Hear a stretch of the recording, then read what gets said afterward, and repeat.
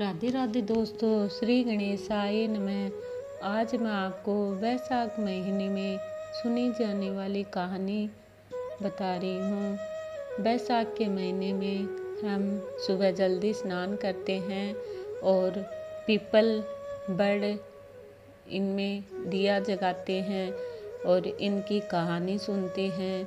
इसमें पथवारी जैसे एक पत्थर होता है, उसको भी हम पूजते हैं, पथवारी की कहानी सुनते हैं और एक झोपड़ी बनाते हैं, उसमें नाल बांधते हैं और पत्ता लगाकर छाएं करते हैं, उसमें नाच डालते हैं और जल डालते हैं।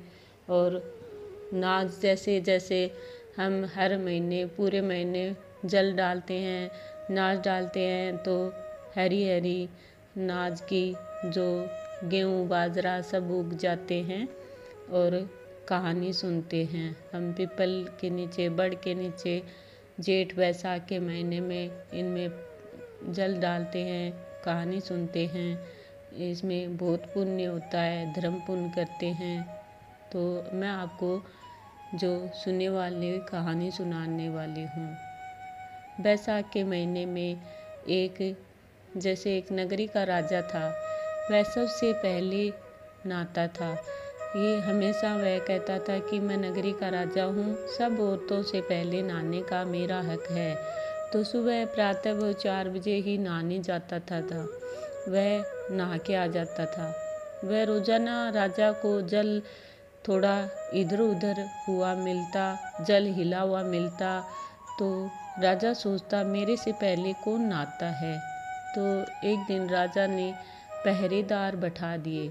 तो पहरेदारों ने जब देखा, जैसे ही प्रातः होने लगी तो 4 बजने के पहले ही एक बांदरी पेड़ से उतरकर नहाने लगी और नहाते समय ऐसे बोलने लगी, बांदरी बैसाख नावे, कान्हा नावे, कैसा नावे, राजा जी से पहले नावे, एक पुत्र का सहस पुत्र 108 पुत्र पावे। तो ऐसे कहकर वो नहा के चली गई। दूसरे दिन राजा जी आए कि बोले कौन आया नहाने के लिए। तो वो बोले कि एक बांदरी आती है राजा जी, वो सबसे पहले 4 पहर के तड़के से पहले ही वो उठ के नहाने आती है। वो नहाते बोलती है और बांदरी बैसाख नावे, कान्हा नावे, कैसा नावे, एक पुत्र का सहज पुत्र पावे। तो ऐसे राजा ने कहा कि उस बांदरी को, जैसे पीपल के पेड़ पर बांदरी चढ़ी हुई थी, उससे बोला कि मैं आपसे विवाह करूँगा, मेरा वचन लिया हुआ है कि मेरे से पहले जो बैसाख के महीने में नहाता है, धर्म पुण्य करता है, मैं उससे विवाह करूँगा। बांदरी ने ऐसे कहा, राजा जी आप तो राजा हो, मैं बांदरी हूँ, आपका मेरा साथ क्या है, मैं आपके साथ में विवाह कैसे कर सकती हूँ। राजा ने कहा नहीं, मैं आपके साथ में विवाह करूँगा।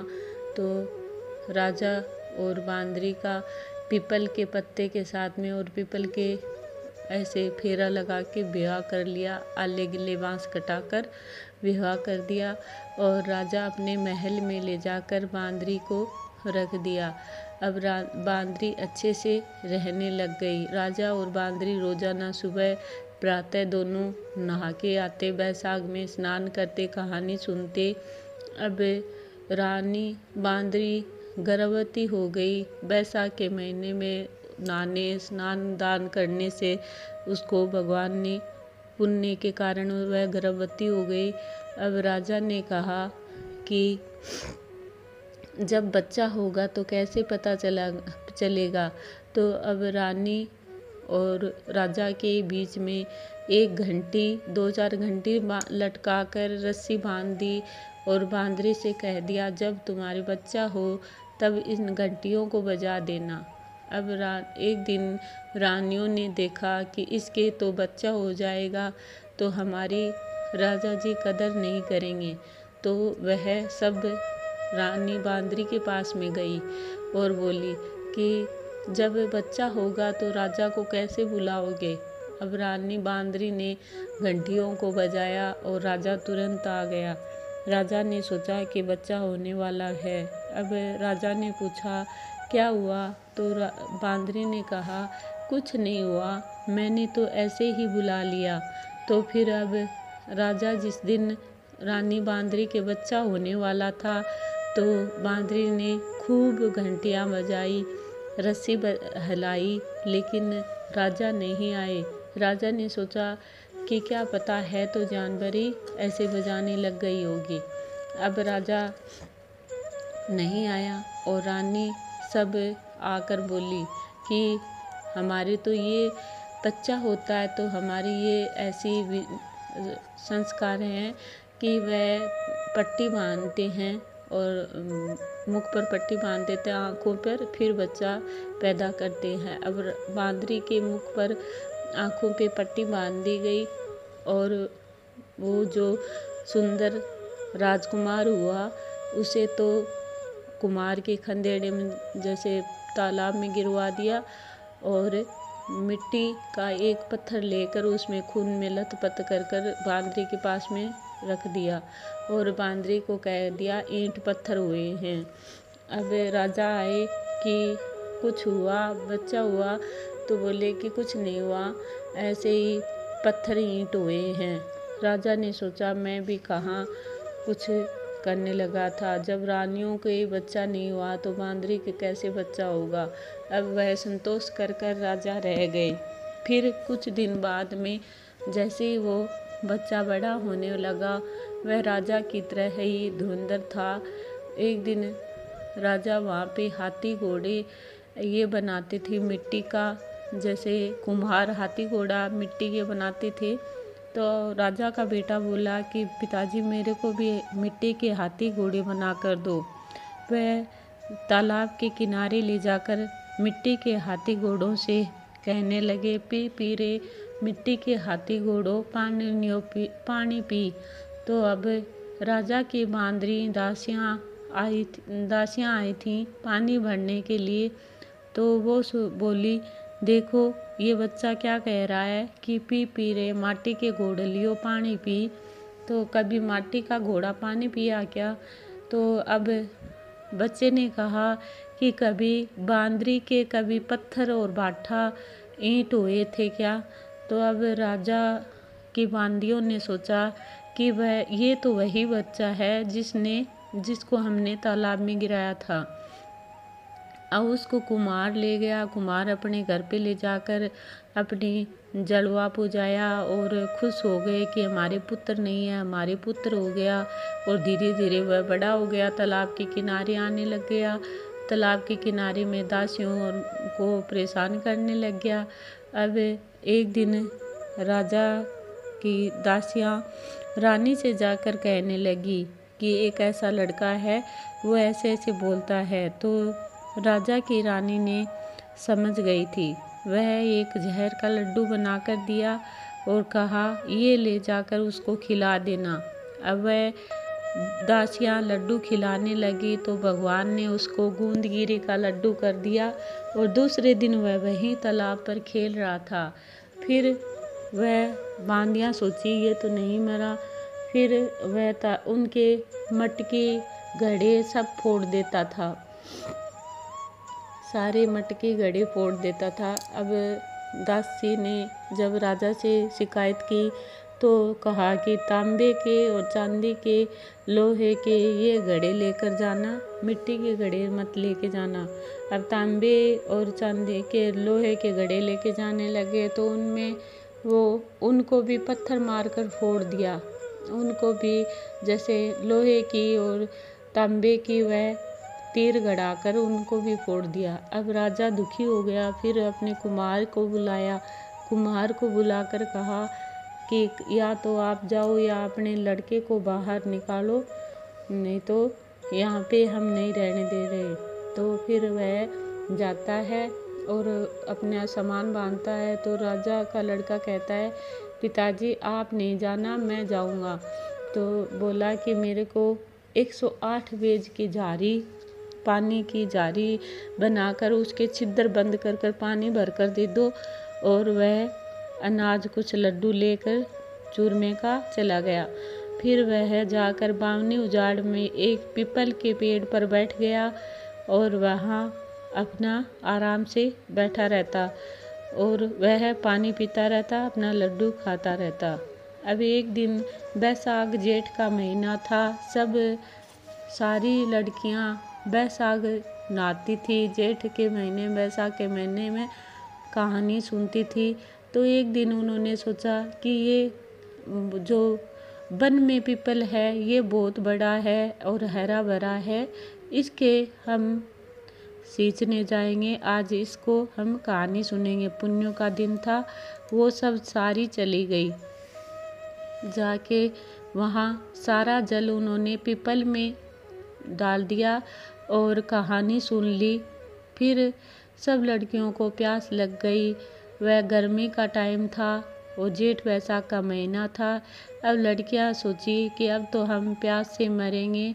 तो अब ऊपर से आवाज़ आई अचानक पीपल से कि मैं आपको जल पिला दूंगा, आप इस पीपल की फेरी लगा लो और नाल बांध दो।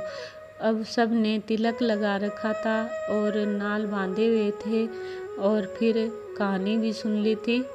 फिर उन्होंने कई लड़कियों ने बोला कि हम तो नहीं लगाएंगे, कई ने बोला कि हम ऐसे ही प्यासे मर जाएंगे, भूखे मर जाएंगे, तो फेरी लगा लेते हैं।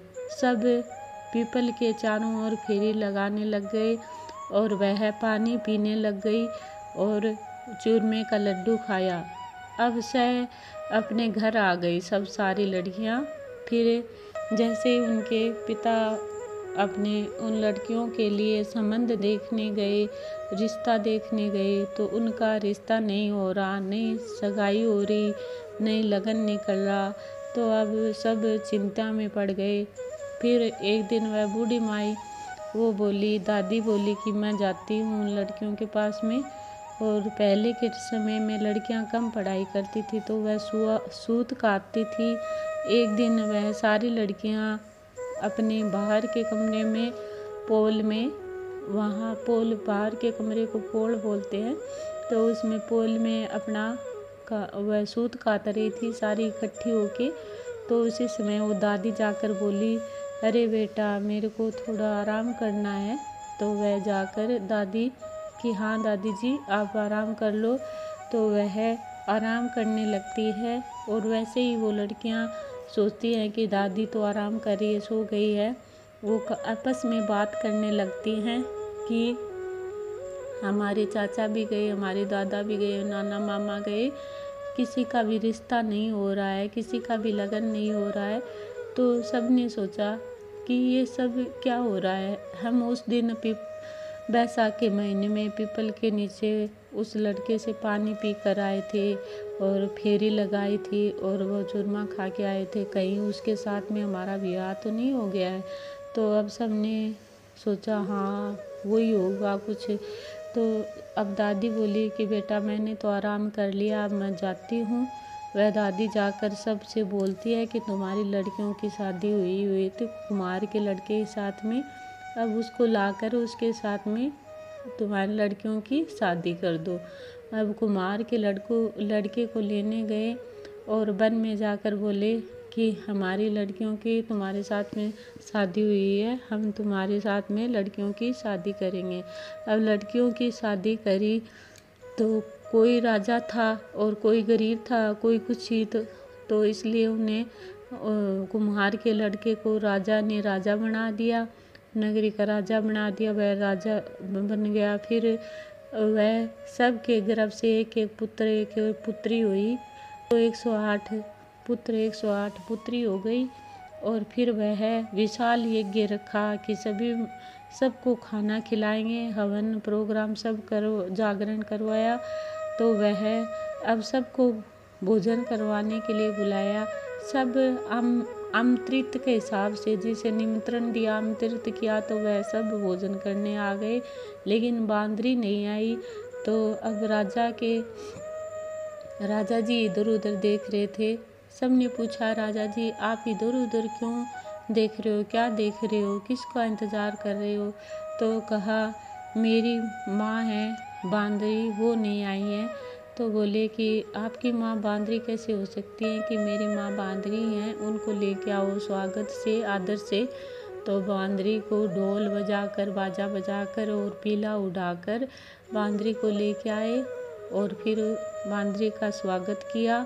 108 पोते 108 पोती सब बांदरी के झोली में डाल दिए और एक रिपियो नारियल डाल दिया और उन रानियों को दुआग दिया, बांदरी को सुहाग दिया। हे महाराज, बैसाख की जेठा के महीने की कहानी, जैसे राजा की रानी जैसे बांदरी को सुहाग दिया वैसे सबको देना। सुनते गिरते अधूरी है तो पूरी कर जो और पूरी हो तो परवान कर जो। इस प्रकार मैंने आपको बैसाख के महीने में सुनी जाने वाली बांदरी की और राजा की कहानी सुनाई है। अगर आपको अच्छी लगे तो चैनल को सब्सक्राइब करना, बेल आइकन दबाना। श्री कृष्णम शरणम।